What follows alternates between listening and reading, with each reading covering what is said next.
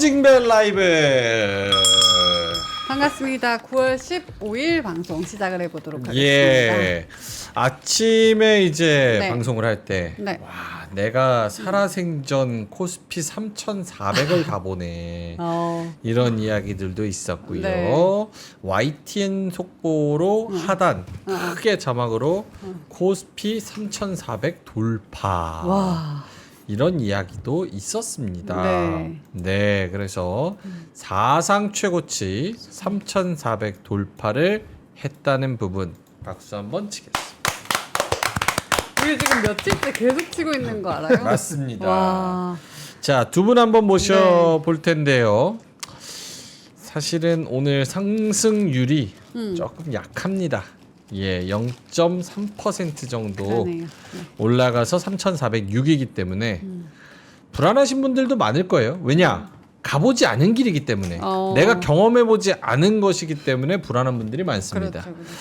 두 분의 조언이 절실히 필요한데요. 이재규 본부장님, 김장렬 본부장님 나오셨습니다. 어서 오세요. 네, 안녕하십니까. 네. 예. 어떻습니까? 3,400 재규 원님부터. 네, 뭐 일단 많이 올라와서 참 좋네요. 장 초반에 이제 좀 올라오다가 조정 좀 받나 싶었더니 장 후반부에 그래도 좀 다시 한번 되반등이 나와 주더라고요. 그래서 전반적으로 굉장히 좋았고 수급적인 부분은 살짝 아쉬움이 있었습니다. 그러니까 순매수 금액 자체가 많이 줄어드는 것 같거든요. 그래서 아무래도 지난주부터 우리 시장이 많이 올라왔죠. 그 이평선과 이격도가 많이 벌어져 있는 상태이기 때문에 여기서 이제 추가적인 상승하기에는 조금씩 이제 기간 조정, 저는 이제 개인적으로는 장중 조정을 받고서 계속해서 우상향을 만들어줬으면 좋겠다라는 생각이 드는데 어떻게 보면 많은 패들이 이미 좀 공개가 된 것 같아요. 그렇기 때문에 뭐 금리 인하라든지 그리고 우리나라에서 대주주 양도세 기준을 50억으로 하겠다라는 내용들이 좀 공개가 되면서 살짝 둔화될 수도 있겠다라는 생각이 듭니다. 하지만 그런 둔화되는 과정 속에서도 제 생각에는 업종별 시세라든지 업종 내에서도 종목별 시세가 계속해서 나올 가능성이 높다라고 보여지거든요. 그래서 지금 좀 어렵습니다. 사실 개인 투자자분들 입장에서는 그동안 쭉 보유를 해 오신 분들 같은 경우는 수익이 어느 정도는 확실하게 나와 있을 상황인데 지금부터 이제 주식 투자를 하겠다라고 마음 먹는 분들 같은 경우는 이거는 이제 비중 조절을 굉장히 잘 하셔야 될 것 같아요. 그래서 오늘 저는 이 정도면 나름대로 선방했다라고 생각이 들거든요. 예, 그렇게 정리드리겠습니다. 네. 많은 분들이 이제 재규님의 목소리를 좀 걱정을 많이 하시는데 저게 이제 다른 게 아니고 네. 이제 3,400 넘어가니까 소리를 하도 질러서 아, 신나다. 가자 이재명 소리를 질러서 좀 아프신 거라고 저는 유추합니다. 네. 맞죠? 네, 맞습니다. 예. 맞습니다. 탈했어 이제. 그러려니. 뭐 많이 아프세요? 아니 괜찮은데 네. 이제 듣기 불편하실까봐. 아니요. 뭐 괴로우시면 안 되니까 몸이. 괴로우면 말씀드리겠습니다. 알겠습니다. 오히려 그거 같아요. 오튜툰. 오토튠. 오토튠. 아 오토튠. 아니, 좋다고. 오토튠 같다고. 예. 알겠습니다. 김장일 본부장님도 오늘 3,400에 대해서 시장 코멘트 들어보자면. 네네. 제가 아침에 올 때 뭐 조금 빠진 게 아니지 별로 안 올라와서 그랬는데 그래도 0.5% 정도 근처면은 괜찮다 싶었는데 약간의 아쉬움이 있습니다만은 그래도 예상했던 수준인 것 같아요. 그 반도체하고 그 다음에 지주증권 이 정도는 분명히 하드 캐리할 것 같았거든요. 그래서 그거 하드 캐리하는 정도를 했으니까 다소 뭐 빠진 종목이 분명히 있죠. 조선 자동차 같은 경우는 뚜렷하게 빠졌는데 그건 어쩔 수 없이 뭐 최소한 한 번 두 번은 맞고 가야 되는 거니까 그걸 감안하면은 그래도 뭐 그다지 아주 많이 나쁘진 않았다. 그리고 지금 9일째인가 10일째죠. 10일째 연속 상승이기 때문에 점점 갈수록은 상승 각도가 둔화되는 게 맞지 않을까 싶어요. 개별 종목으로는 갑자기 튈 수도 있지만 전체적으로는 각도가 여러 가지 그 노출이 됐기 때문에 오늘 10일이죠, 15일이죠, 16, 17, 18 이번 주 주말쯤 되면은 많이 반영이 되지 않았겠어요? 각도가 낮아지면서 뭔가 새로운 게 나와야 되는 거죠. 그거는 좀 지켜봐야 되는 거고 네, 그런 상황입니다. 홀씨님께서 본부장님 이발 이쁘게 하셨네요. 머리 깔끔합니다. 네. 늘보님께서도 말씀을 해주셨습니다. 아침에는 아니었는데? 네네. 점심에 가서 이발. 네네. 점심에 가서 뭐 이거 보자. 뭐 있습니다. 근무 중에. 네? 근무 중에. 근무 중에. 임원은 그런 거 없어. 없어. 자기가 회사고 회사가 나니까. 근무 중에 뭐 집에 가서 8시, 9시, 10시 근무하는 걸 그거 뭐야 되지? 누가 돈 주나? 마찬가지지. 24 hours. 제가 죄송합니다. 항상 임원은 항상 일하고 있어야 돼요. 잠자고 화장실 가고 똥 싸고 샤워하고 이때 펴놓고는 항상 머릿속에 있는 거죠. 아니 똥 쌀 때도 이거 보시잖아요. 안 보죠? 똥을 제대로 싸야 되는 거니까. 안 그러면 장 트러블 걸려, 장 트러블. 짱트라몰타. 네, 오래 살아야지. 알겠습니다. 네. 네, 홀씨님께서 민준이 형 테크윙이요. 테크윙 좀 봐주세요. 아이닉스 성능 평가 통과됐대요. 예, 저랑 저녁까지 같이 하시는 분이거든요. 예, 하루 종일 사이클을 아침부터. 8시 9시부터 저녁 11시까지 함께 하시는 분입니다. 네. 예, 테크윙. 아니 근데 저기 뭐야 저녁에 시사 방송인데 네. 시사 방송 와가지고. 뭐 유닛 테스트인가 뭘 물어보더라고요. 제약바이오인가 뭘 거기 와서 물어보면 제가 어떻게 답을 합니까? 예, 알겠습니다. 네. 자, 3시 26분 지나가고 있는데 어떻습니까? 많은 분들이 간당간당하다라는 이야기들을 좀 많이 하시는데 사실 네. 이게 제일 어려워요. 왜냐면 신고가 뚫고 가는데 상방이 어디까지 열려 있냐를 누가 알겠습니까? 이게 맞아. 기업들의 실적이 늘어나는 예측치를 하는 것도 아니고 결국은 밸류를 더 많이 주자. 그러니까 멀티플을 더 많이 주자. 왜냐? 코리아 디스카운트가 코리아 프리미엄으로 바뀐다는 정부의 기조 때문에 이걸 얼만큼 밸류를 줄 거냐는 진짜 그냥 수급밖에 없어요. 그렇잖아요? 그래서 이게 위로 얼마나 열려 있어요? 물어보는 게 참 어렵긴 하지만 장중에는 3,420도 찍기는 찍었습니다. 전반적인 분위기로 좀 더 갈 것 같다고 봐야 되는지. 그리고 조금 있으면 이제 또 추석 아직은 좀 남았지만 맞아. 그래도 네. 또 준비하시는 분들도 계시고. 전 일단 이번 주 FOMC 회의 이후에 우리나라 시장이 버텨주느냐 여부가 중요할 것 같습니다.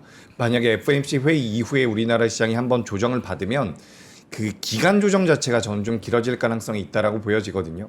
방금 전에 이제 앵커님께서도 잘 말씀을 해주셨는데 지금 우리나라 시장이 뭐 밸류 기준으로 봤을 때는 저평가되어 있는 게 맞지만 폭발적인 상승 랠리가 나오기에는 좀 부족한 부분들이 있거든요.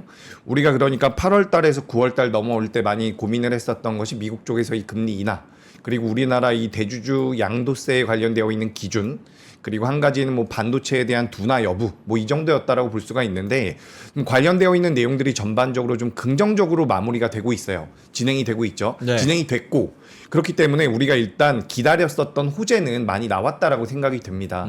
그래서 이제 이런 부분에서는 환율이 좀 더 빠진다든지 추가적인 모멘텀이 좀 시장에 붙어줘야 된다라고 생각을 하는데 사실 관세에 대한 부분이라든지 오늘 현대차랑 기아 같은 경우는 좀 안 좋았거든요. 네. 아무래도 관세에 대한 이야기들이나 우리가 협상함에 있어서 아직까지 불확실한 부분들이 좀 있기 때문에 그런 부분들을 고려해 보면 지난주, 지지난주가 굉장히 강했기 때문에 앞으로는 조금 둔화될 가능성이 높다. 저는 그렇게 보여집니다.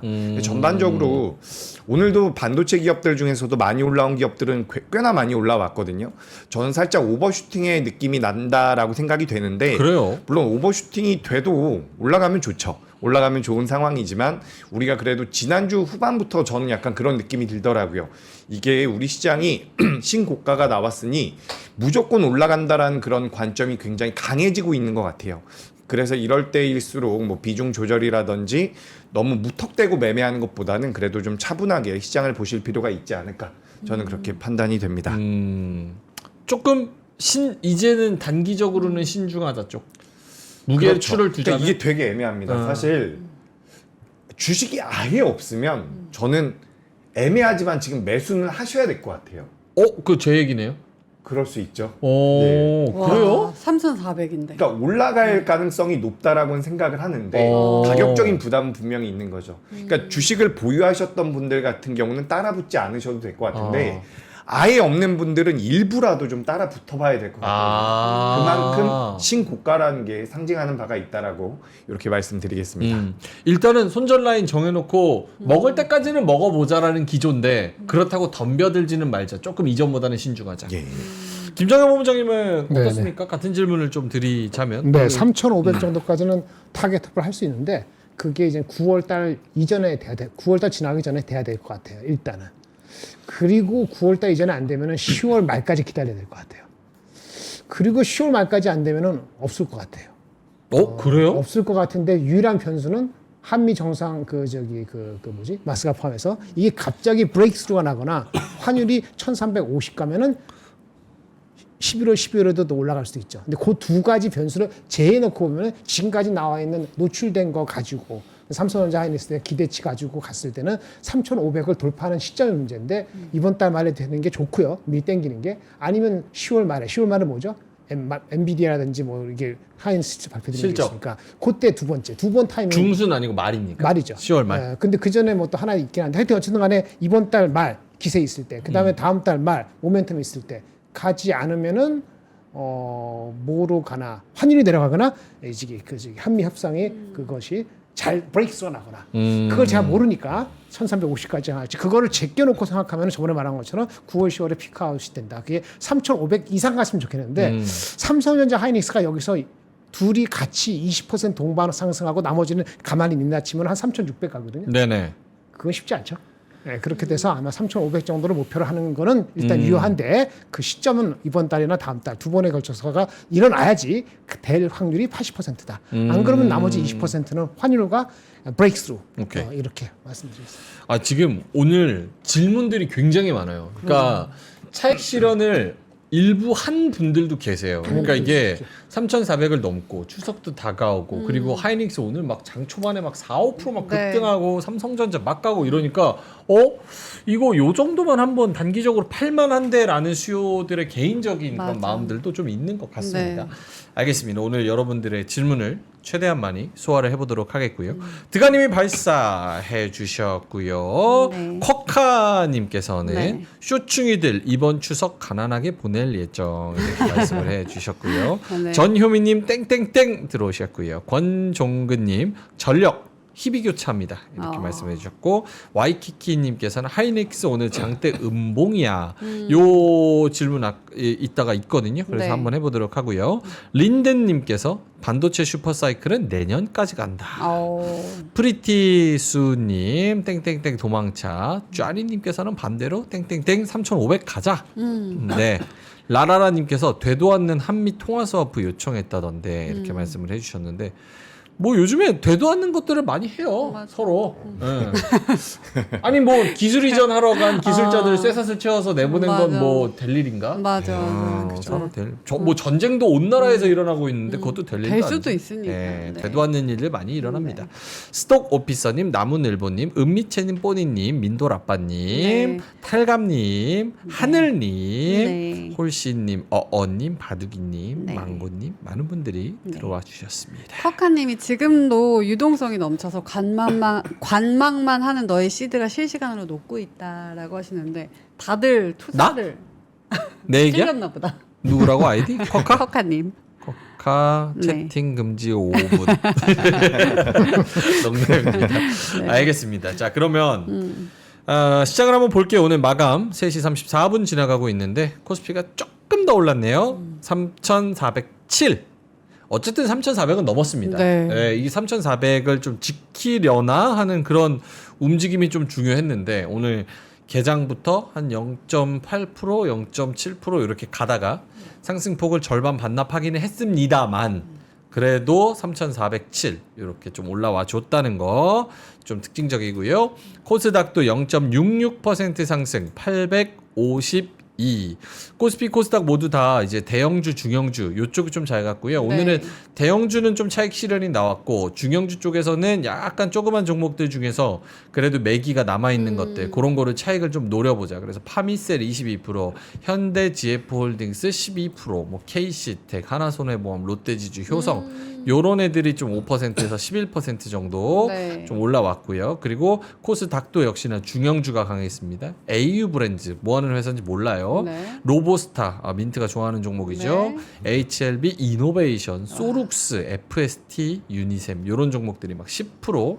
아이스크림 미디어도 오늘 10% 갔네. 와, 요런 오늘 테마성 장세가 조금 강했던 그런 하루였지 않았나 이런 생각이 좀 듭니다. 네. 자, 재규님한테 네. 시황을 좀 들어보자면 네, 일단 오늘 뭐 수급적인 부분을 보면 굉장히 특징적이라고 말씀드리긴 어렵습니다.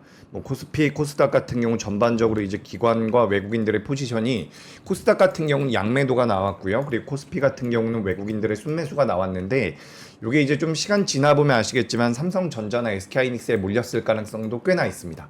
그렇기 때문에 이 부분을 참고하시면 좋을 것 같고 오늘 전반적으로 이제 코스피 같은 경우는 살짝 음봉 마감이 된 것 같아요. 그죠? 음봉 마감이 됐고 코스닥 같은 경우는 종가가 고가로 마무리가 됐는데 장 초반보다 이제 코스닥이 좀 더 좋은 시세가 나왔다라고 보시면 좋을 것 같습니다. 그렇게 좀 이제 지수 자체는 그렇게 흐름이 나왔는데 제가 이제 조금 우려 아닌 우려를 하고 있는 부분이 뭐냐면 지금 이 선물 인버스 쪽에 대해서 개인 투자자분들의 순매수가 굉장히 강하게 이어지고 있거든요. 요건 이제 지수 자체가 빠졌을 때 수익이 나는 ETF 상품이라고 보시면 좋은데 최근에 이제 개인 투자자분들께서 계속 매수를 하고 있어요. 이런 부분은 사실 지금 수급적으로 보면 코스피 같은 경우도 외국인들의 순매수가 계속해서 이어지고 있고 그 이어지는 과정에서 개인 투자자분들은 매도를 좀 하고 있거든요. 그래서 우리가 수급을 보면 우리 시장이 더 가는 게 맞을 것 같습니다. 하지만 말씀드렸던 것처럼 지금 이격이 많이 벌어져 있는 상황이기 때문에 기간 조정은 어느 정도 필요하다라고 생각을 하고 있기 때문에 그 부분을 뭐 참고해 주시면 좋을 것 같고요. 저는 뭐 앞서 말씀드렸던 것처럼 이번 주 FOMC 회의 이후에 제일 중요한 것은 저는 시장의 반응이라고 보거든요. 그러니까 뭐 우리가 어떻게 해석하는지도 중요하겠지만 시장에서 하락이 나온다라고 하면 그때부터는 조정에 좀 들어갈 가능성이 높습니다. 저도 그러니까 우리나라 종합주가 지수가 연말까지 지금 뭐 오늘도 보니까 5,000포인트 갈 것이다라는 기사가 막 나오던데 저는 쉽진 않을 것 같아요. 5,000포인트는. 그래서 뭐 3,500포인트나 3,600포인트 정도를 목표로 할 필요가 있다라는 말씀 드리고 싶고 우리가 지금 대주주 관련된 내용들이 나오면서 지주사 같은 경우도 좀 올라왔다가 그래도 살짝 윗꼬리가 달려주는 모습이었거든요. 그리고 전반적으로 이제 시장 자체를 강하게 이끌어 나갈 만한 새로운 모멘텀이 좀 부재하다라고 보고 있습니다. 그런 부분들을 좀 고려해 보면 무조건 올라가는 시장은 없거든요. 그렇기 때문에 저는 좀 경계가 필요하지 않을까라고 생각이 되고 이건 제가 굉장히 현실적인 이야기를 드리는 거예요. 만약에 지금 보유를 하고 계셔가지고 수익이 나고 있다라면 저는 조금 챙기는 거는 절대 나쁘지 않다라고 봅니다. 이제 우리가 수익을 크게 내기 위해서는 종목들을 쭉 보유를 해가지고 나중에 큰 수익을 내는 게 좋다라고 이야기가 되지만 물론 그런 관점으로 투자를 하는 종목들도 있겠죠. 하지만 지금 단기적으로 많이 올라온 종목들도 있거든요. 지금 뭐 반도체라든지 최근에 좀 탄력적인 모습이 나왔던 기업들 같은 경우는 단기적으로 40% 50% 이런 식으로 올라왔기 때문에 이런 기업들은 한 번 정도 챙겨주시는 게 좋을 것 같아요. 그래서 시장의 분위기에 너무 휩쓸리지 않으셨으면 좋겠다라는 말씀 드리고 싶고 오늘 전반적으로 이제 그동안 우리 시장을 많이 이끌어왔었던 조선주들은 또 약한 모습이 나왔거든요. 우리가 이거를 좀 생각해 볼 필요가 있는 게 제가 말씀드려 볼게요. 조선주가 더 올라가기 위해서는 누군가 이걸 매수를 해야 됩니다. 그렇죠. 근데 매수를 해야 되는 주체가 이미 보유를 하고 있을 가능성이 높다라는 거죠. 그런 관점에서 우리가 수급적인 힘을 좀 생각을 해봤을 때 그동안 많이 올라왔었던 쪽들 같은 경우는 일부 좀 챙길 필요도 있지 않을까. 저는 그렇게 보여지면서 좋아요. 저는 시장 계속해서 올라갈 것 같기도 하고 좋을 것 같기도 한데 그래도 수익이 많이 난 종목들에 대해서 무리하게 따라붙지는 말자. 전 이런 관점입니다. 오케이, 알겠습니다. 요 마이크를 살짝 가운데로 돌아가 있어가지고 좋습니다. 예. 좀 챙기고 가자. 그런 뜻입니다. 지금 내일 모레 목요일 날이 FOMC인데 금리 인하 1회, 그러니까 25bp 할 확률이 96.2로 네. 잡히고 있고요. 네. 빅스텝, 그러니까 50bp로 할 확률이 3.8%로 잡히고 있는 그런 상황입니다. 그래서 요때는 이제 10월 25일. 요때도 또 한다고 생각하네. 네.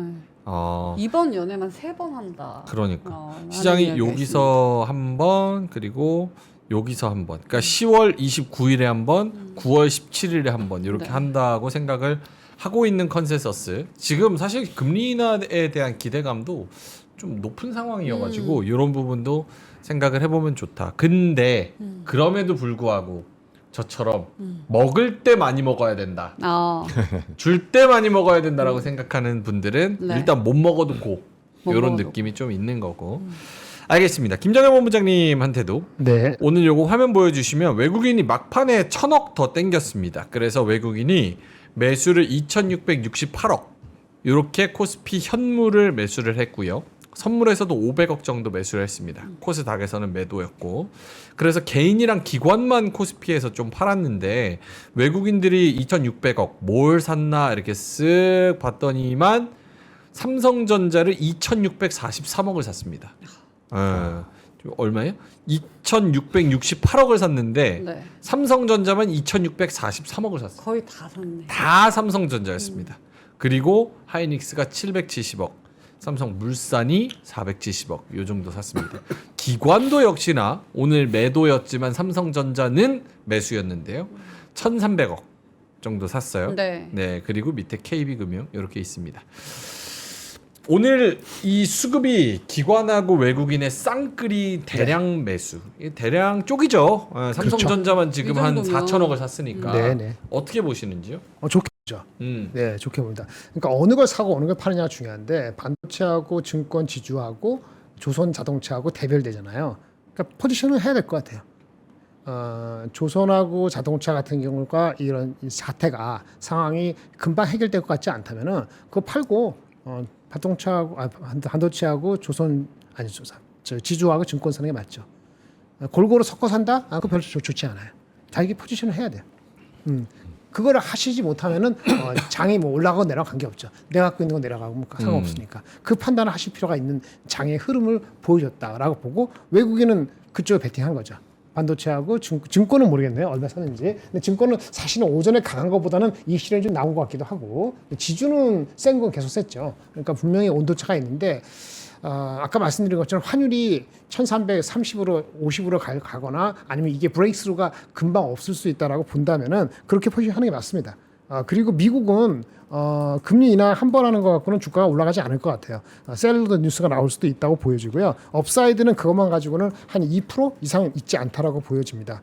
그렇기 때문에 우리가 할 수 있는 거는 미국보다 아웃퍼폼할 수 있는 거는 상법, 세법 거기에 플러스 나오나 브레이크스루가 있어야 돼요. 브레이크스루가 없으면은 우리도 여기서 1~2%, 2~3% 올라가는 거 만만치 않다. 전체적으로는. 그런데 아까 말한 것처럼 한쪽에 가느냐, 그렇죠? 반도체하고 지주를 가느냐, 아니면 대를 가느냐. 이거 선택에 따라서 누구는 3% 4% 갈 수도 있고 누구는 마이너스 1% 계속 갈 수도 있기 때문에 선택을 하셔야 됩니다. 어정쩡한 믹스는 별 도움이 안 될 것 같아요. 시장에서 지금 제일 신경 쓰는 이슈는 뭡니까? 오늘 오프닝 벨 때 뭐 0.7, 0.8 가다가 사실은 그때 미끄러지고 나서 지금 어떻게 보면 3,400 위에서 마무리가 됐지만 아쉬운 분들도 계실 것 같아요. 그렇게 생각하면 시장에서는 뭘 생각을 할까? 우리나라 주식시장에서 뭐 관세 서명 안 한 게 지금 계속 뭔가 불편한 요소로 남아있는 거를 제일 신경 쓸까? 혹은 목요일 날 있을 FOMC에서 파월이 금리 인하에 대한 기대감이 너무 강하다. 시장이 너무 앞서 나가고 있다. 이런 좀 불안한 코멘트를 할 게 신경이 쓰일까? 아니면 다가오는 뭐 추석 뭐 이런 것들이 신경이 쓰일까? 뭐가 제일 신경 쓰인다고 보세요? 첫 번째, 세 번째 다 아닙니다. 우리는 신경 쓰는 거는 죄송합니다. 두 번째 있는 금리 인하는 신경 쓰는 거 아니에요. 금리 인하는 인더 프라이스 돼 있어요. 그거는 진짜 금리 인하를 뭐 50bp라거나 안 하면 문제가 되는 거지. 그렇죠?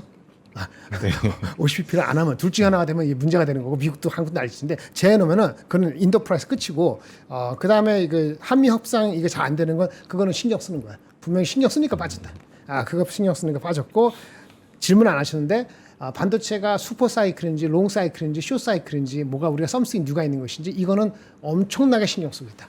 엄청나게 신경 쓰고 있다. 엄청나게 신경 쓰고 있다는 얘기하는 거는 이걸 사느냐 안 사느냐에 따라 갖고 수익률이 완전히 다릅니다. 삼성을 사든 하이닉스 사든 테크윙을 사든 TCK를 사든 아니면 변압기를 사든 뭘 선택하느냐에 따라 갖고 완전히 수익이 달라지는 거예요. 이 결정하셔야 되는 겁니다.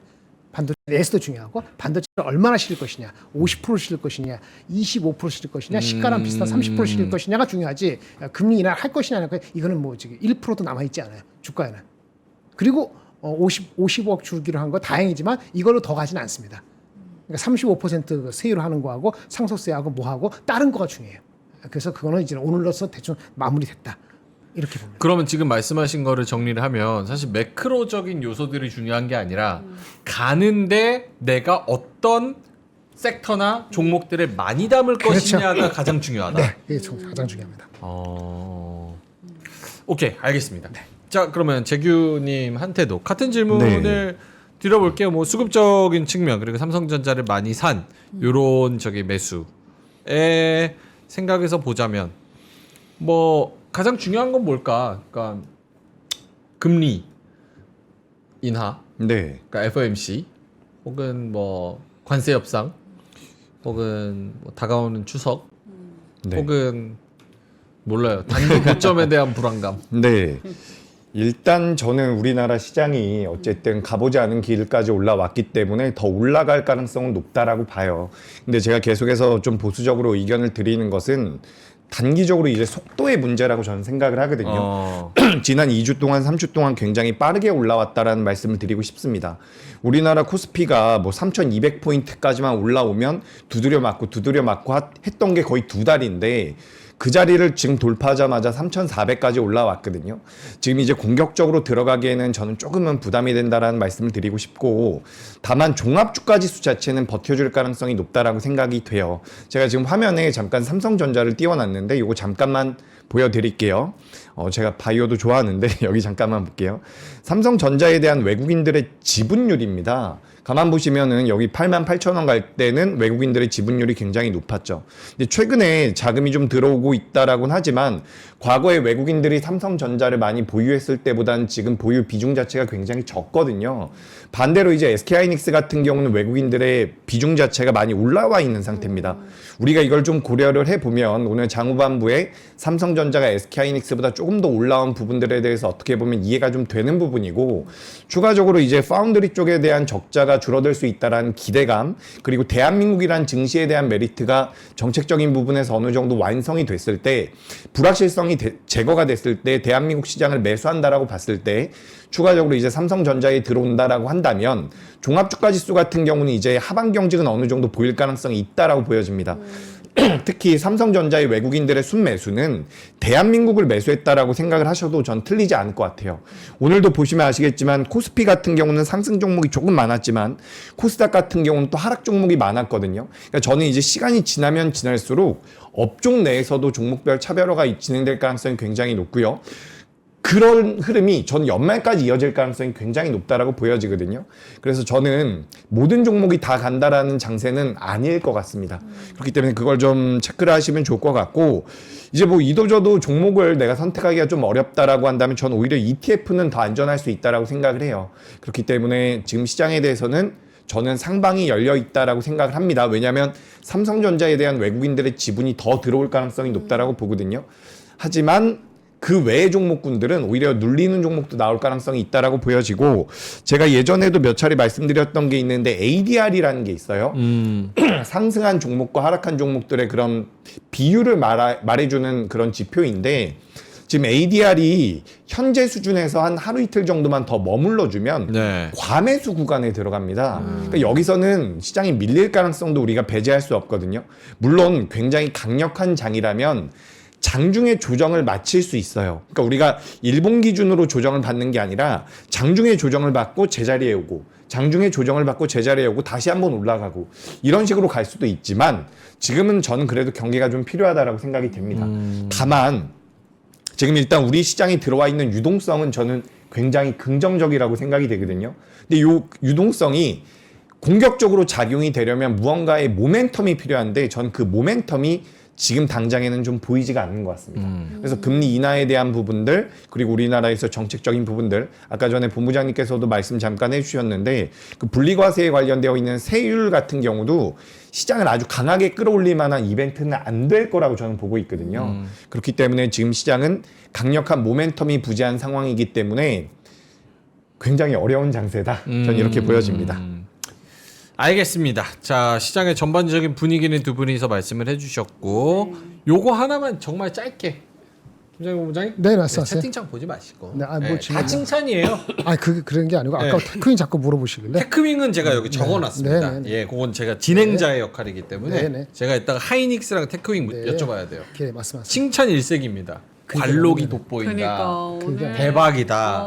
테크윙 본부장님 믿고 제가 공부했는데 네. 감사합니다. 진짜 네. 후덜덜하다라고 예, 계속하시네요. 여쭤봐도 될까요? 네, 말씀하십시오. 예. 네. 그 댓글에 그런 거 있었어. 뭐예요? 그 매크로 네가 궁금한 것 좀 그만 물어봐. 종목이 궁금하다. 그래서 요거 정말 짧게만. 예, 왔어. 근데도 한다고 여기서. 환자 한 분은 환자, 한 분은 채팅창 보고 있었는데 이게 쉽지가 않네. 네. 먼저 포도 좀 드시고 계세요. 포도가 목에 좋습니다. 맞아요. 예. 비타민이니까 그 하나씩 옛날에 집어 그런 드세요. 말 있잖아. 목구멍이 샤인머스켓. 포도청이라고. 이거 또 그냥 포도도 아니야. 그럼요. 샤인머스켓이야. 목구멍이 샤인머스켓청이야. 예. 예, 그거 한번 드시고 계세요. 화면 한번 보여주세요. 한미 관세 협상 기싸움. 정부 데드라인은 없다. 대통령실 0점을 맞춰가는 과정이다. 미국에서 귀국한 김정관 협의 진행 중이다. 예, 한국인 구금의 여론 악화. 정부는 에이펙 등 일정 고려 판단. 경제학자들은 뭐라 그러냐? 488조 원.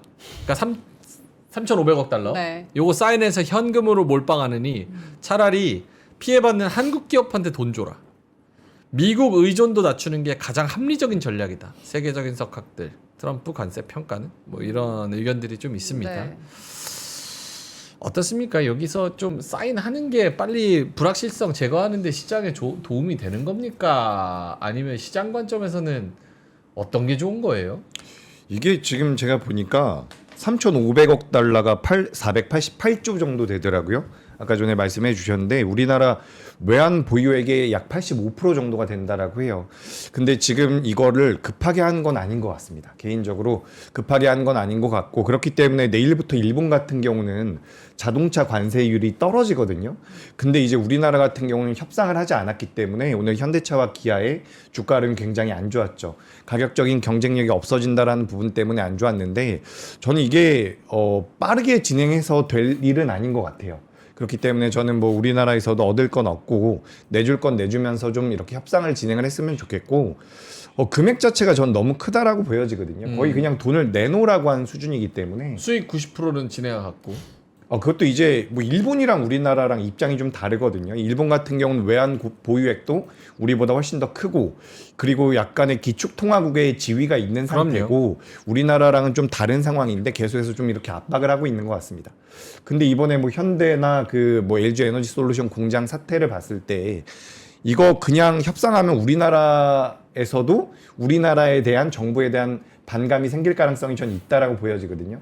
저는 시간이 좀 걸릴 것 같습니다. 그게 시장에는 안 좋은 그죠? 거죠? 저는 불확실성으로 일단 남아있으니까. 그렇죠. 불확실성으로 작용이 될 가능성이 높고 오늘 장 초반에 환율도 좀 올라왔었어요. 그래서 저도 좀 깜짝 놀랐는데 다행히도 좀 안정화되는 것 같긴 하더라고요. 근데 환율적인 부분 같은 경우도 우리가 계속해서 좀 체크를 해야 되고 연말에 뭐 금리 인하도 다 지나가는 모습이고요. 추가적으로 뭐 우리나라 정책적인 부분도 아까 전에 보니까 뭐 그 분리과세에 관련되어 있는 부분 어느 정도 영향을 주겠지만 꽤나 이제 전 반영이 됐다라고 보거든요. 지금 우리나라 금융업종에 업종 PER이 거의 100까지 PBR이 100까지 올라왔어요. 그렇기 때문에 어느 정도 반영이 됐다라는 말씀 드리고 싶고 시장이 좀 강하게 올라가기 위해서는 환시장에서 그래도 좀 도움이 돼야 될 것 같거든요. 그렇기 때문에 저는 지금 시장이 좀 눈치 보기가 좀 진행되고 있지 않나. 그리고 많이 선반영이 됐다. 저는 그렇게 보여집니다. 지금 그러니까 내용으로서 지금 추측하는 내용으로는 3,500억 달러, 네. 한 500조 가량을 현금으로 바로 넣어야 돼. 현금으로 바로 넣고 우리나라 기술자들, 공장 기술자들 다 와서 자기네들이 하면 안 되고 미국 사람한테 기술을 가져야 돼. 이전해달래. 이전해달래. 그러고 거기서 나오는 수익금. 그거는 이제 그 원금 다시 차기 전까지, 원금 회수하기 전까지는 뭐 5대5인가 9대1로 일본이 뭐 그렇게 서명을 했고 일본이 5대5고 우리가 뭐 1대9인가 그랬던 것 9대1 같아요. 뭐 예. 이렇게 하고 원금 회수하고 나서는 미국이 뭐 9를 가져가나 뭐 그랬던 것 맞아요. 같아요. 예. 그러니까 돈 내놓으란 거야 500조. 예. 500조가 그 삼성전자 하나랑 이제 뭐 LG엔솔 하나 이렇게 합친 거 정도 내놓으라는 거지. 김정현 본부장님 관세. 네네 이걸 말씀드리겠습니다. 페이지 네. 페이지 12페이지로 볼게요. 11페이지. 12페이지. 12페이지.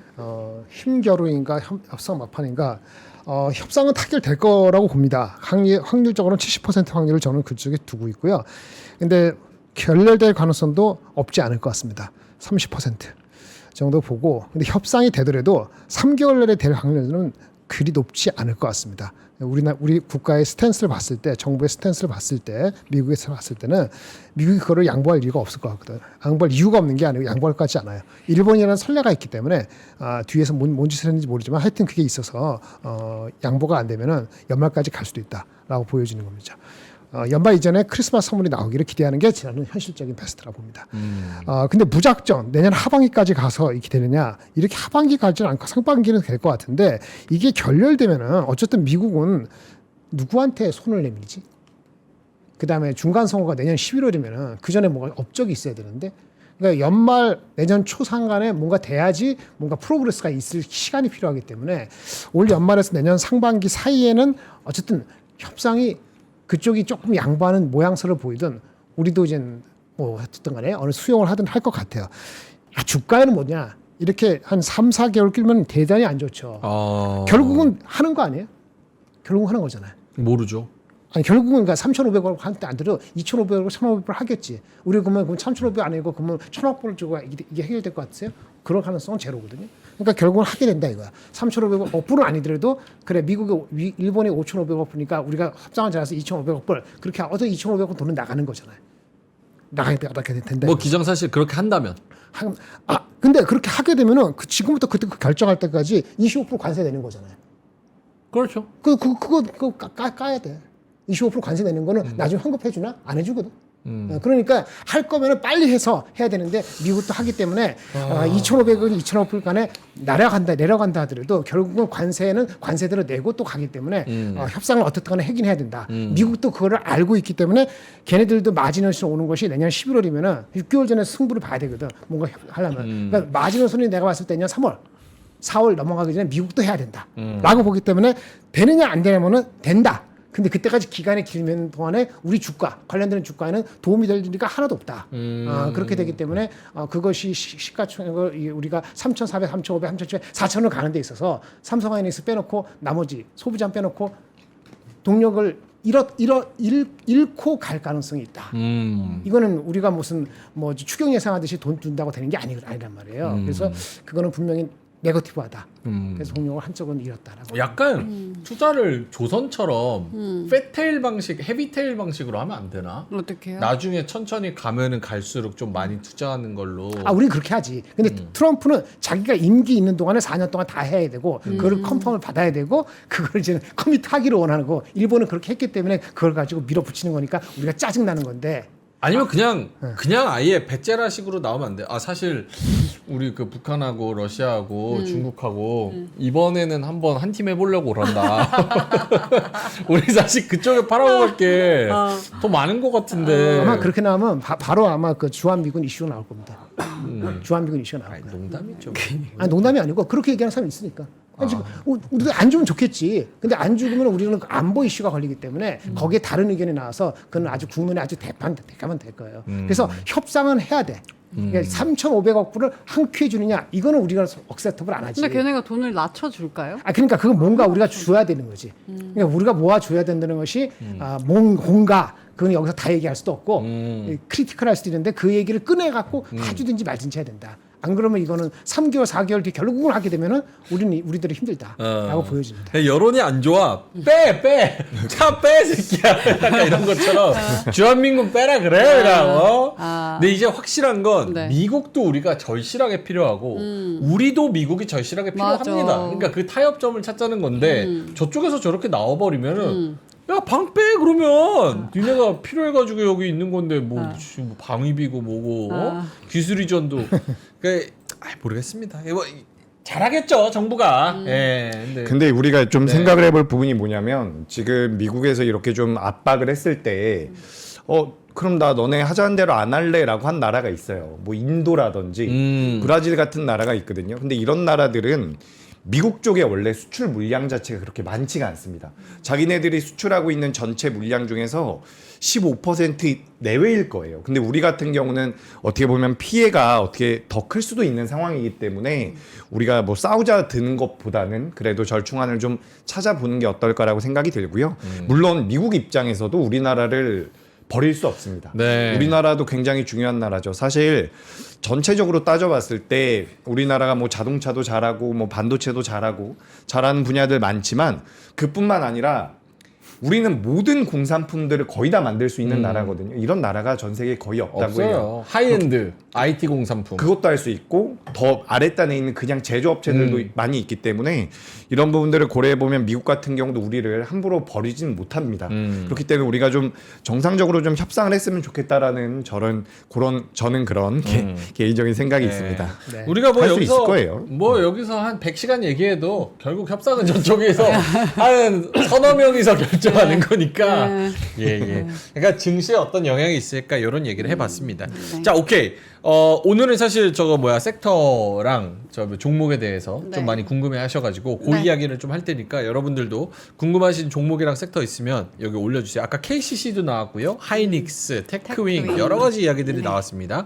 자, 재규님이 준비해오신 시황 뉴스 한번 들어볼까요? 네, 오늘 제가 너무 목이 안 좋아서 죄송하고요. 좀 이야기 드려볼게요. 네. 일단 뭐 시장 수급은 나쁘지가 않습니다. 지금 제가 준비한 것은 시장 수급인데 아까 전에도 잠깐 보셨죠. 개인 투자자분들이 종합주가지수에선 매도를 하고 있지만 외국인들의 순매수가 이어지고 있고 추가적으로 이제 요건 인버스예요. 인버스는 저는 개인적으로 인버스는 시장이 정말 밀릴 것 같아도 많이 안 하셨으면 좋겠어요. 인버스 같은 경우는 지수 자체가 원웨이로 계속해서 빠지는 게 아니면 수익 내기가 좀 어렵거든요.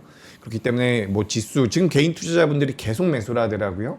요거 잠깐 말씀드리고 싶었고 뭐 9월달 시장에 대해서 좀 준비를 했었고 아까 전에 ADR 잠깐 말씀드렸죠. 네. 그래서 ADR 같은 경우도 지금 코스피가 104, 105 정도 올라왔고요.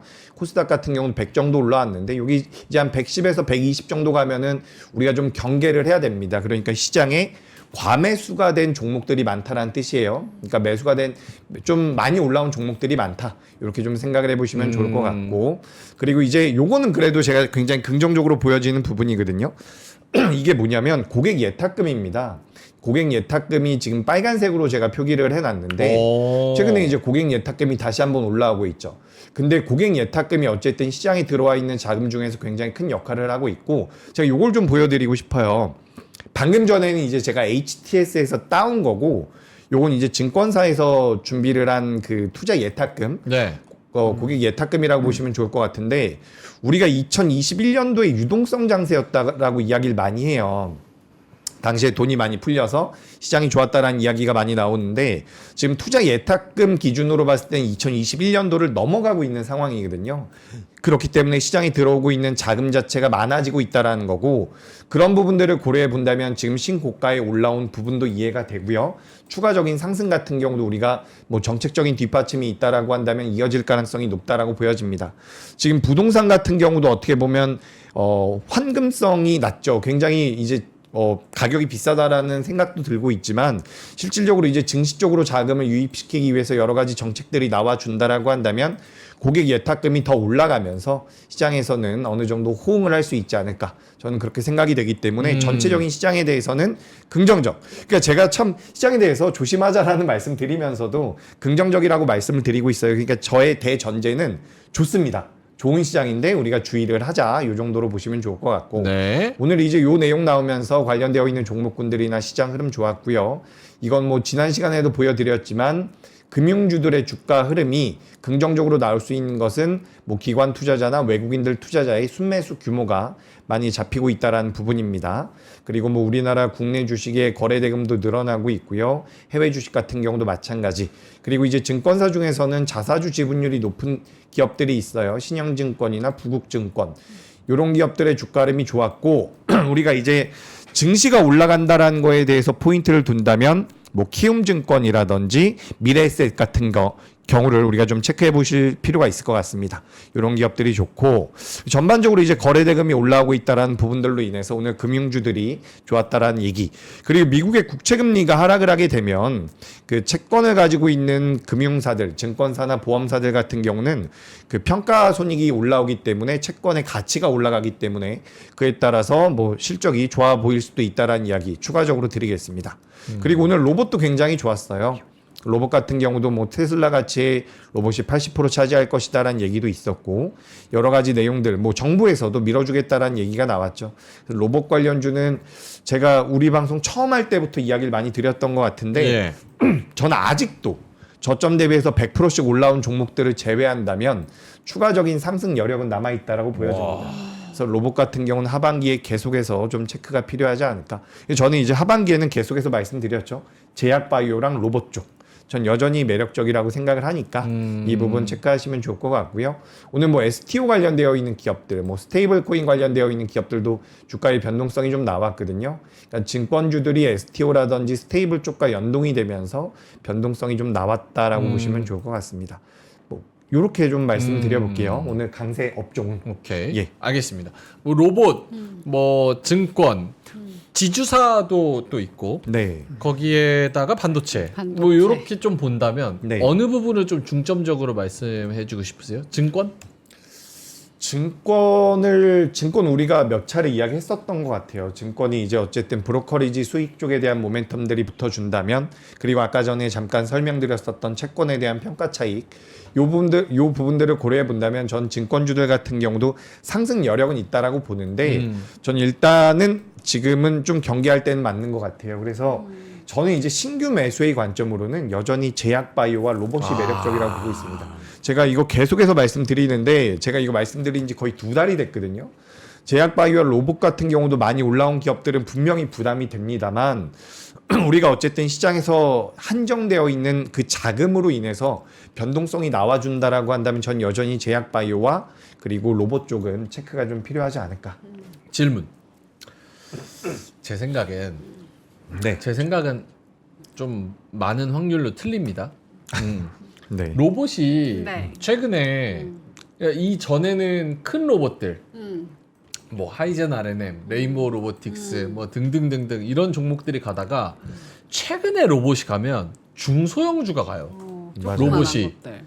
그럴 때는 주로 끝물일 때가 많았다. 조선주도 마찬가지입니다. 조선 뭐 큰 애들 날라가고 조선사들 그 다음에 요거 어느 정도 목에 차면은 이제 기자재 애들 쫙 올라가고 그죠. 그 다음에 이제 소형주 얘네도 조선이야 하는 애들 올라가고 끝. 근데 지금 약간 로보스타 뭐 이런 애들 왜요? 그 예. 좋은 기업들 아닙니까?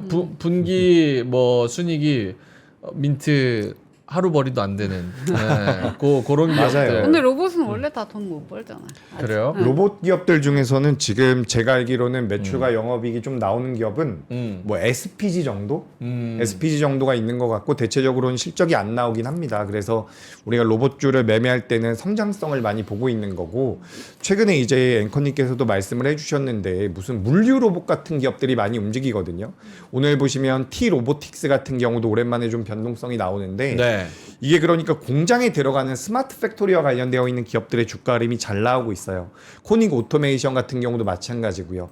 근데 전 이게 약간의 트렌드라고 생각을 하고 있거든요. 그래서 원래 이끌어왔었던 기업이 로보티즈라고 한다면 뭐 최근에 뭐 두산 로보틱스도 다시 한번 자리가 나오는 것 같더라고요. 그러니까 전반적으로 업종 내에서 순환매가 좀 나오는 것 같습니다. 그렇기 때문에 저는 로봇 쪽은 뭐 로보티즈라든지 레인보우 로보틱스도 지난주엔 좀 올라오더라고요. 그래서 이런 기업들이 크게 꺾이지 않는다면 전 시세가 좀 더 이어질 수도 있다라는 말씀 드리고 싶고요. 네. 제가 예전에 조선주 이야기할 때 조선 쪽에서 이제 인건비 이야기하다가 우리가 로봇 이야기도 잠깐 했었는데 조선과 관련되어 있는 로봇주가 2개 정도 있는 것 같아요. 요 뉴로메카라는 기업과 그리고 사이맥스도 요즘에 많이 올라오고 있는데 이것도 좀 엮여 있는 것 같더라고요. 그래서 물론 변동성이 굉장히 크기 때문에 제가 이제 초보 투자자분들이나 매매하라는 의견은 아니에요. 하지만 이제 로봇 쪽에 대해서는 전반적으로 자금이 들어오고 있다라는 말씀을 드리고 싶고 우리가 로봇 같은 경우는 어쨌든 금리 인하에 대한 수혜도 받을 수가 있거든요. 네. 인건비가 계속해서 올라간다라는 부분에 대한 수혜도 받을 수가 있고요. 그렇기 때문에 그리고 가장 큰 모멘텀 중에 하나는 또 지금 트럼프가 어쨌든 리쇼어링을 하겠다고 미국 쪽으로 공장을 짓겠다라고 하잖아요. 근데 미국은 인건비가 굉장히 비싸지 않습니까? 맞아요. 뭐 계속해서 사람들도 계속해서 쳐내고 있으니까 그 일자리가 없어지고 있죠. 근데 그런 과정에서 우리가 생각을 해보면 뭐 협동 로봇이나 산업용 로봇 쪽과 관련되어 있는 기업들 같은 경우도 상승 여력은 어느 정도 남아있지 않을까라고 생각이 돼서 저는 이제 그래도 약간 소테마죠. 소테마라고 볼 수 있는 쪽에서는 로봇 쪽 같은 경우는 계속해서 매력적이다라는 의견 드리겠습니다. 네. 김장현 본부장님은 어떻습니까? 오늘 지주사나 증권주 혹은 뭐 반도체 어디에 좀 많이 네, 주목을 반도체입니다. 하나요? 반도체. 네. 음. 다른 왜- 거는 반응이 많이 됐어요. 예. 그럼 반도체 얘기 조금 오늘 네. 길게 자세하게 해주실 수 있나요? 네, 시간이 되는 대로. 좀 달달하게 해주실 수 네, 있어요? 네, 네. 예. 물어보세요. 뭐부터? 달달한 거 먼저 한번 하고 계세요. 네, 네. 예. 삼성전자부터 하이닉스부터. 샤인머스켓 한번 보여주세요. 네, 이거 저쪽 한 번만. 것도 보여주세요. 아니, 아니, 저쪽 아니. 거를 너무 많이 먹어가지고 얼마나 일단은 맛있으면. 요게 알이 큰 지금 샤인머스켓입니다. 네. 근데 우리나라가 반도체만 수출하는 게 아니에요. 이 샤인머스켓이 요거 수출하는 제품이거든요. 맞아. 요 제품이. 근데 너무 달아요. 그래서 제가 요거를 이렇게 이 정도인데 시작하고 뜯어 먹어서 이렇게 해서 계속 뜯어 먹었어요. 네. 고품질 상품이라서 해외 수출을 한다고 해요. 이거 농장에서 직거래하는 상품인데 저희가 오늘 들고 왔습니다. 너무 달아. 시원하게 드시면 조금 더 당도가 완전 최적의 당도가 된다는데 한 얼마 정도 되는 것 같아요, 당도가? 요게요? 네. 제가 흑백 요리사 진짜 열심히 보는데 예. 한 14에서 한 15브릭스 정도. 어머. 요 정도면은 네. 거의 조청이라고 봐야 되거든요. 네. 꿀이죠, 꿀. 그냥 조청인데 아. 맛있는 기분 와. 좋은 K 그레이프 네. 고당도 샤인머스켓 3kg짜리 드리는데 아휴 원래 진짜 비싼데? 진짜 그러니까 비싼데. 참 이렇게 해서 남아? 안 되지. 안될것 29,800원 3kg짜리가 4kg짜리가 39,800원 아 이건 아니지. 더 비싸게 팔아야지. 이 안 남을 것 S급을 같아요. 이거를 이렇게 좋은데 팔아. 알이 이렇게 큰데. 꼭 드셔보시길 바라겠습니다. 링크 타셔서 구매해 주시면 감사하겠습니다. 은하수님 잘 모르네요. 네. 16브릭스 미만은 안 먹음 이렇게 말씀하셔가지고 16브릭스는요 당뇨 걸려요. 그렇게 먹으려고. 성인병의 최대 적입니다. 딱 이게 그 선, 마지노선을 딱 맞춘 당도입니다. 14, 15브릭스 정도가 딱 좋죠. 네. 16브릭스부터는 바로 그냥 진짜 큰일 나요. 절대 드시지 마시고 요거 드세요. 예, 네. 샤인머스켓. 저희가 링크 달아드렸고요. 그리고 아침에도 요거 지금 불티나게 팔렸는데 무슨 일이요? 샤넬 샤넬들 팔아요? 샤넬 넘버 5. 어머. 네, 샤넬 정품 파우치를 그냥 드립니다. 뭘 사면요? 뭘 사면? 네. 내용물을 사면. 네. 안에 들어있어? 근데 샤넬보다 더 명품인 뭐지? 삼성 갤럭시 탭 탭. S8 S급 리퍼입니다. AI 갤럭시 탭 최초로 59만 원대. 와. 근데 저희가 좀 착해서 그런지 S 펜도 같이 드려요. 아 진짜요? 네. 그리고 10만 원 이것도 상당의 주는 거야? 샤넬 정품 파우치. 그래서 요거 보시는 이제 그 남편분들 일타 쌍피입니다. 요거 내가 갖고 어. 요거 근데 요렇게 주면 좀 없어 보이잖아. 아. 여기 5만 원짜리 몇 개 이렇게 챙겨가지고 툭 오다 주웠다. 샤넬 넘버 5. 와 샤넬 정품입니까 하시는데 정품 맞나요? 예? 맞아요? 샤넬이요? 네 샤넬이 가품도 있어요? 있잖아요. 샤넬 가품 있어요? 가품 들고 다니시나 보다. 난 이런 질문 자체가 되게 모욕적입니다. 아 물어보시니까. 그러니까 모욕적이야. 아까도 그랬어. 이거 그 우리 채널에서 가품을 판다는 거예요? 나가주세요. 말도 안 되지. 예. 아니고 이거 샤넬 넘버 5. 요거. 네. 자, 여기 S급 리퍼 제품이고요. 안심 서비스 1년 무상 보증. 스냅드래곤 8 Gen 1 램 12기가 용량 128기가 대화면 11인치. 자, 그래서 요렇게 샤넬이랑 같이 가져가시면 예. 추석 선물, 와이프 선물 요걸로 이렇게 있어요. 진짜 좋다. 와이프 이렇게 들고 다니고 착착착착착. 이 화장품 넣기 딱 좋은 샤넬 딱 좋아, 딱 뷰티 좋아. 파우치니까요. 자, 오케이. 이거까지 고정 댓글에 가져가세요. 링크 달아드렸습니다. 야, 뭔 대답? 아까 누가 물어봤는데 왜? 18브릭스를 본 적이 없다고? 샤넬 정품이냐고? 반도체 얘기 들어야지. 정품이죠. 그러면 이거 뭐 가품을 어디서? 정품 맞아요. 정품이에요. 정품이에요. 정품이라고 하네요. 정품이래요. 오케이. 자, 김장일 본부장님. 네. 반도체. 우리가 알아야 될 모든 것을 말씀해 주세요. 어떤 뭐부터 얘기할까요? 삼성전자 하이닉스부터? 하이닉스부터 갈까요? 일단 첫 번째. 삼전은 왜 외국인의 매수가 이렇게 많이 들어왔을까? 그 말씀드릴게요. 일단은 아까 그게 정답이야. 단기적으로는 삼성전자의 외국인 지분은 50%밖에 안 되고요. 하이닉스에 대한 외국인 지분은 이미 56%예요. 그게 정답이고요. 일단은 그 삼성전자 하이닉스는 저는 이렇게 봅니다. 일단은 저번에 한번 말씀드린 것 같은데 한 일주일에 열흘 전부터 이제 삼성 하이닉스하고 비슷하게 간다고 말씀드렸어요. 그리고 지금 오늘 리포트가 많이 나왔는데 그걸 말씀드리면서 결론을 말씀드려볼게요. 결론은 삼성전자 9만 원, 하이닉스 40만 원을 기대해 봅니다. 됐어요? 얼마요? 삼전 9만 원. 9만 원? 그냥 하이닉스 40만 원을 기대해 봅니다. 잘 들어야 돼요. 내가 기대해 본다 그랬지. 내가 그거를 예상하는 건 아니에요. 이제 그거에 대한 설명을 드릴게요. 오늘 리포트 나온 거 8페이지, 9페이지, 10페이지를 꼭 보셔야 됩니다. 네. 삼성 하이닉스 뭘 살 것인지, 얼마나 빨리 팔 것인지, 그다음에 그 테크윙을 살 것인지, 유니테스트 살 것인지, TCK를 살 것인지, 뭘 살 것인지는 삼성 하이닉스가 어디까지 갈 수 있다는 걸 정해놔야지 다른 거에 대한 매력도가 달라지는 거예요. 일단은 보면은 오늘 나온 리포트는 이겁니다. 지금 반도체가 갑자기 올라가는 것은 이거는 알고 있었어요. HBM이 잘 나간다는 거. 네. 근데 DDR4가 어쩌고저쩌고 좀 스물스물 잘 된다는 얘기를 들었었죠. 근데 최근에는 낸드까지로 확산되는 이런 추세에 대해서 사람들이 흥분하기 시작했어요. 요게 이제 유신투자증권에서 자세히 설명한 거고, 그리고 오늘 얘기 나올 게 요 세 가지인데 실제는 삼성전자에 대한, 이거 삼성전자에 대합니다. 삼성전자에 대한 목표 주가가 96,000원이 나왔어요. 96,000원. 이게 얼마나 타당한가를 이제 설명해 드릴게요. 결론은 삼성전자 9만 원 이상 96,000원을 가려면은 네. 분기 영업이익이 15조 정도 나오면 타당할 수 있습니다. 그리고 이번 분기 실적 예상은 10월 초에 나올 것 같은데 이것이 지금 구조대로 높아졌죠. 그냥 구조대가 15조 정도가 눈에 보이거나 가시성이 있으면 주가는 9만 원 이상 갈 겁니다. 제가 95% 확언 드리죠. 그러니까 구조가 15조로 갈 수 있느냐가 중요한 겁니다. 근데 하이닉스는 오늘 아까 IM투자증권 얘기해야 되죠. 네네네. 아침에 다 나왔어요. 38만 원 얘기 나왔는데 주가가 가다가 내려갔잖아요. 네. 그거는 이거 얘기하는 게 아니에요. 다 필요 없고 3분기 저점 매수, 4분기 고점 매도 전략을 권고한 바 있다.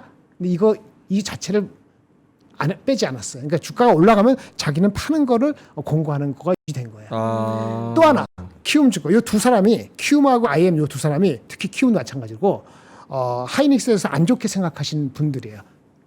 키움에 뭐라 그러냐면 3분기 실적이 아까 삼성전자가 9조라 했잖아요. 하이닉스 11조라 얘기했잖아요. 네. 서프라이즈 11조. 11조 6천. 오. 가장 높은 실적 전망을 내세웠습니다. 그런데 이거 보면은 너무 좋아 그럴 거 아니에요. 이 친구 목표 주가 얼마인지 날 기억도 안 나는데 요 밑에 4, 4분기는 마이너스 17%. 아, 떨어지는구나. 왜냐하면은 4분기에는 그 뭐 삼성전자가 들어오니까 HBM3가 가격이 본격적으로 빠질 거다. 그 다음에 중국의 그 CXMT가 범용 디램을 치고 올기 때문에 이런 우려를 감안해야만 한다라고 적어놨어요. 그래서 오늘 삼성전자 하이닉스가 가다가 프라핏 테이킹 한 것은 밑에부터 올라온 것도 있는데 좋은 것 같은데 좋은 얘기는 아니었네 이렇게 본 거고, 삼성은 그냥 화끈하게 96,000원 부르니까 여기 확 하면서 외국인 지분이 들어온 거다 이렇게 해석을 할 수 있고 그렇게 움직일 거로 보고 기관도 들어온 거예요. 그러면 아까 9만 원 드린다는데 이 얘기를 해드릴게요. 삼성전자가 9만 원 가기 위한 조건 아까 15조라 했잖아요. 말씀 들으면은 지금 삼성전자가 올해가 반도체 디램 메모리에서 여기에 18조인데 내년에 32조. 중요한 게 27년도에 회사 전체 아닙니다. 회사 전체는 60몇 조고 45조. 디램하고 낸드에서 메모리에서 45조를 하게 되면은 이 예측이 맞다면 저 동의합니다. 9만 원 갑니다. 근데 얘가 말씀드리는 건 이 45조라는 숫자가 나오려면은 하이닉스는 어떻게 돼야 되는 것인가라고 잠깐 생각했어요. 되게 중요한 포인트네요. 이 친구는 오늘 삼성만 했잖아요. 근데 하이닉스에 대해서는 업데이트를 안 했어. 2개월 전에 이 친구가 하이닉스 다 왔어요 하고 30만 원일 때 목표주가 나는 30만 원이냐고 하는 목표 리포트가 있어요.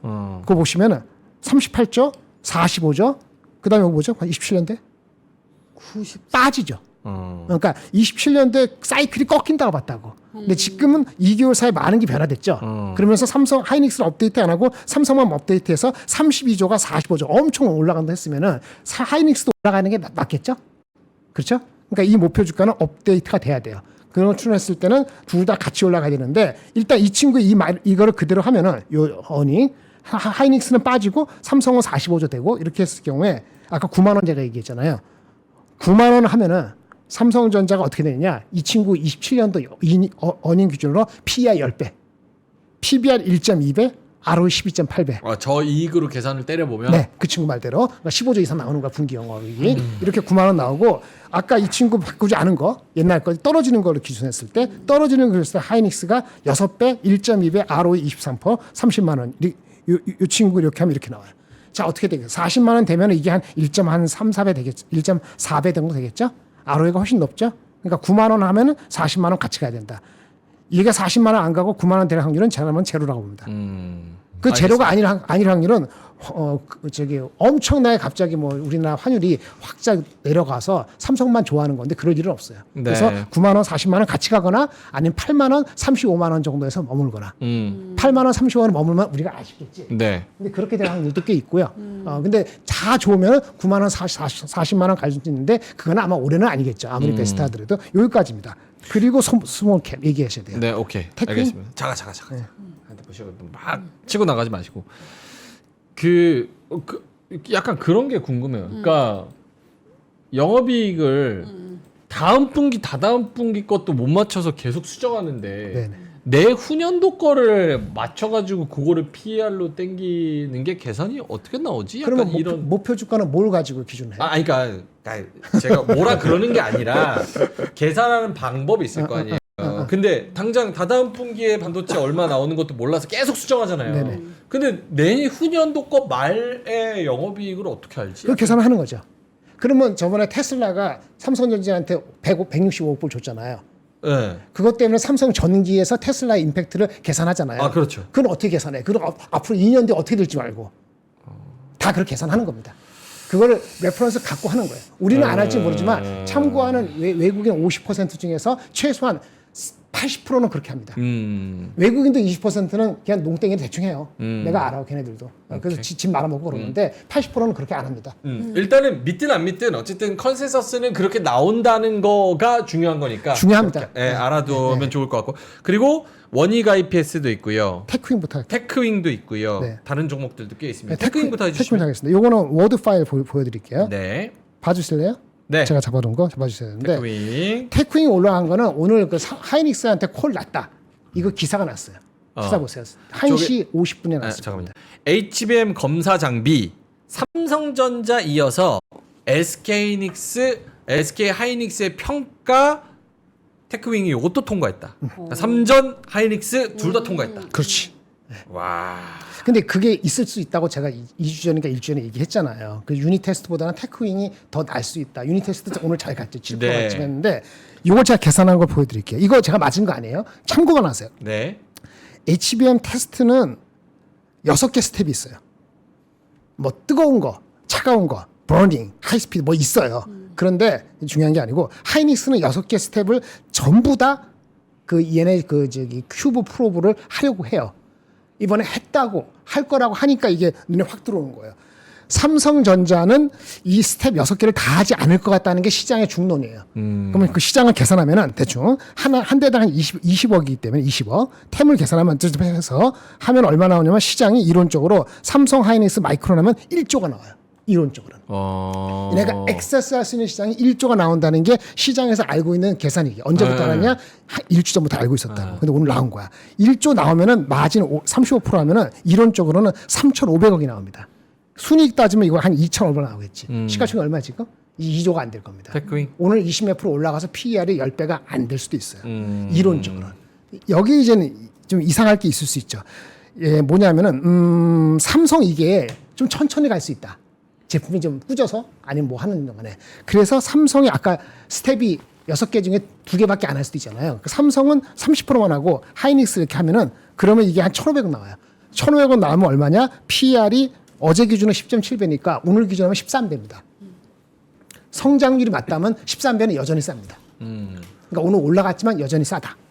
이게 오늘부터 비싸다는 얘기는 삼성전자가 못하고 하이닉스만 되면은 16배 되기 때문에 이제 안 싸요. 근데 삼성전자 일부 하이닉스 다 들어간다고 가정하면 오늘 기준으로 13배일 가능성이 있다는 게 제 계산입니다. 오늘까지 산 사람도 오케이. 축하드립니다. 알겠습니다. 그다음 뭐지? 원익 IPS. 잠깐. 네. 25분인데 네. PD님이 25분에 무조건 끝내라 그랬거든요. 아 그럼 가야 되네.